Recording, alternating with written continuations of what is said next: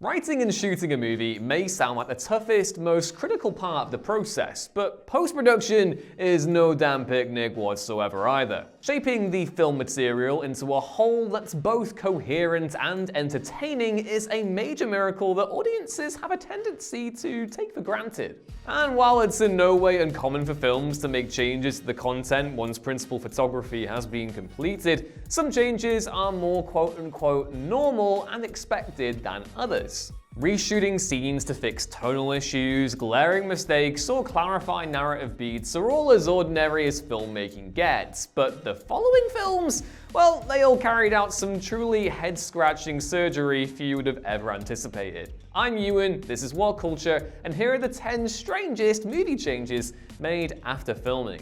Number 10. Changing the color of Elliot Page's hoodie. Hard Candy. Psychological thriller Hard Candy is memorable for many reasons. Most of all, the film's persistent invocation of Little Red Riding Hood-esque imagery by way of protagonist Haley Stark's red clothing.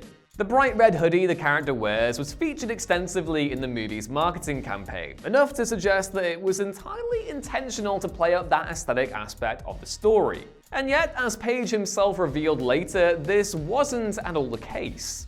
As it turned out, the hoodie wasn't even red during shooting. It was orange, but once the filmmakers realized the Little Red Riding Hood connection during post-production, they had it digitally color-corrected to red instead.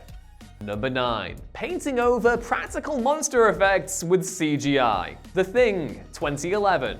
2011's prequel to John Carpenter's sci-fi horror masterpiece The Thing, confusingly also called The Thing, it really doesn't make sense whatsoever, wasn't a great movie by any means, but the film shot by Matthias Van Heiningen Jr. was at least considerably more interesting than the chopped up one we all ended up with. Beyond being cut to ribbons during editing, the film's extensive practical effects, produced by legendary company Amalgamated Dynamics, also known as ADI, were largely thrown out and effectively painted over with CG. This was apparently due to test audiences feeling that the animatronics looked dated, prompting an anxious Universal to have them all replaced digitally, while retaining ADI's original designs. Ever since this became apparent, fans have passionately campaigned for Universal to release the original cut, complete with all the practical effects restored, yet given that the 2011 Thing was a huge bomb at the box office and isn't getting critically reappraised anytime soon, they likely don't see much financial interest in doing so. Number 8. Changing the SKRULLS to the Dabari, Dark Phoenix. To call post-production on Dark Phoenix a nightmare would be making a big understatement. Disastrous test screenings resulted in the entire third act being reshot, and another big problem? Well, its unintended similarities to another superhero film in post-production at the same time, Captain Marvel. Dark Phoenix's shape-shifting alien antagonists were originally written and filmed to be the SKRULLS, but once the filmmakers became aware that Captain Marvel was also using them, they felt compelled to pivot. Seemingly aware that the Marvel Cinematic Universe had all the audience momentum that Fox's then waning X-Men brand did not, if they stayed the course, they risked being accused of ripping off the MCU by featuring the very same characters. And so, through a combination of reshoots, redubbing, and re-subtitled alien dialogue, the SKRULLS were changed to a decidedly more niche alien race from Marvel lore. The Dabari. Man, I can't believe I waited years for Dazzler to appear in an X-Men movie, and this was the ticket she was handed. Boo. Boo. Number 7. Making Tyler Hoechlin's abs less visible, Palm Springs. Sci-fi rom-com Palm Springs features a supporting appearance by Superman and Lois's Superman himself, Tyler Hoechlin, as Abe, the fiancé of protagonist Sarah's sister, Tala. There's a memorable sequence where Abe emerges from the shower, showing off his evidently sculpted Man of Steel-worthy physique. Yet, according to producer and star Andy Samberg, test screenings revealed that audiences were left distracted by Abe's chiseled abs and not actually paying attention to the dramatic content of the scene. And so, left with few options behind cutting or reshooting it with the actor more modestly attired, the filmmakers got creative, employing sneaky color grading to darken the scene and basically make the actor's bod less immediately visible. Number 6. Changing Chinese imagery to Korean, Red Dawn 2012. In a hilarious case of a studio vastly overestimating a movie's worth, the 2012 remake of 80s action classic Red Dawn was given a most peculiar post-production overhaul at the behest of MGM. During shooting, the army invading the United States was Chinese, in tiny contrast to the Soviets in the original, but when it dawned on the studio that they risked cutting out the incredibly lucrative Chinese market in the process, they decided to act. And so, the Chinese antagonists were changed to North Korean by way of re-editing, VFX tweaks to change various Chinese insignias to North Korean, and dialogue being redubbed into Korean too. All in all, the alterations apparently cost around $1 million. That's a big price to pay for bad planning. While you probably never noticed the changes without being told beforehand, the move nevertheless backfired, especially for MGM, given that Red Dawn ultimately wasn't granted a Chinese release anyway. And so, on top of the $65 million remake flopping at the box office, it also lost an extra $1 million pandering to a market that wasn't having any of it anyway. Oops. Number 5. Changing the protagonist's name from Eve to Ava. Ava.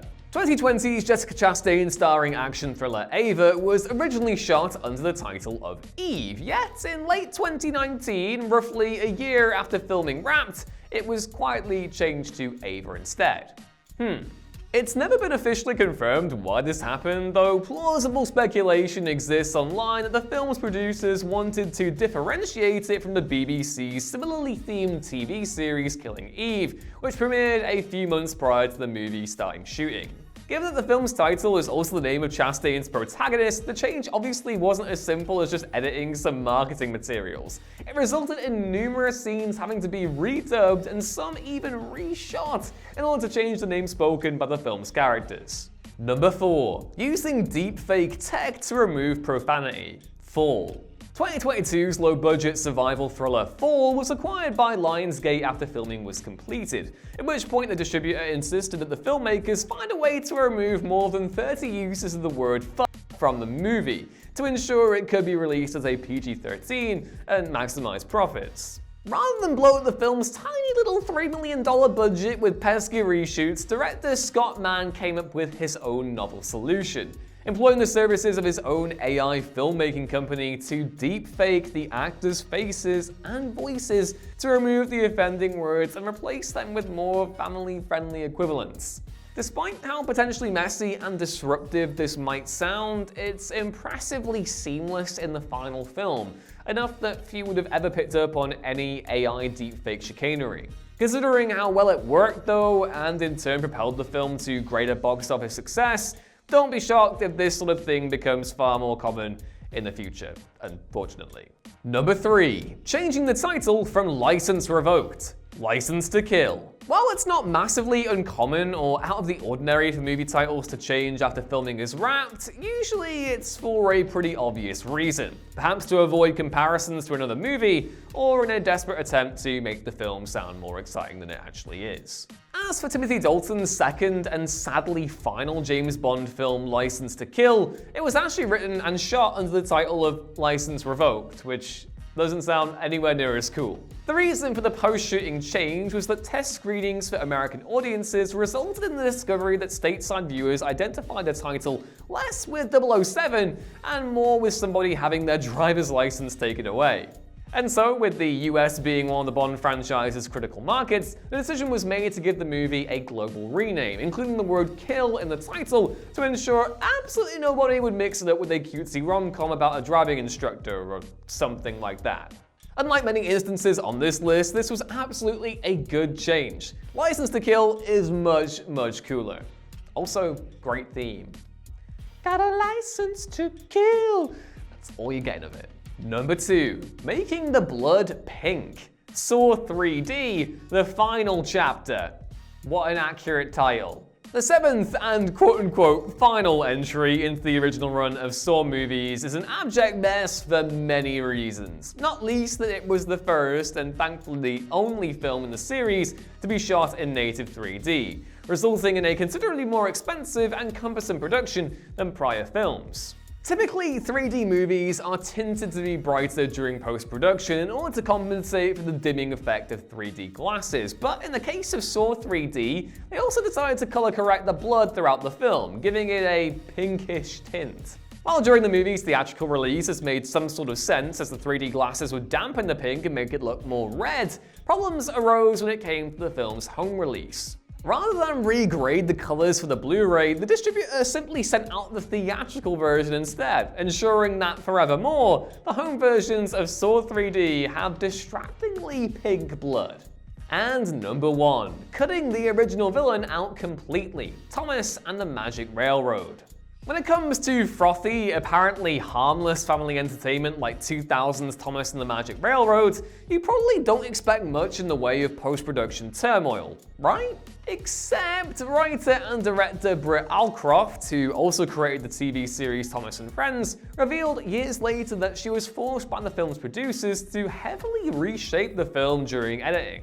First and foremost, she was given the head-scratching instruction to remove the movie's primary antagonist, P.T. Boomer, played by Doug Lennox, due to young test audiences finding him quote-unquote too scary. Now, rather than tone down his presence through editing and/or reshoots, Boomer was just cut from the film almost entirely despite appearing in the movie's marketing. Instead, Train Diesel 10 was rewritten to be the primary villain. Boomer did sort of get his time to shine eventually, however, when a work print of the movie found its way online, restoring Boomer's part in all of its unnerving glory. And those were the 10 strangest movie changes made after filming. If you have any other post-production tidbits you'd like to share, please do so in the comments below, and we may even spotlight them in a follow-up list. Either way, if you could drop the video a like if you enjoyed it, that would be proper lovely, and be sure to subscribe too so you don't miss another list going forward. Either way, I've been Ewan, thanks for watching What Culture, and I'll hopefully catch you next time. See ya!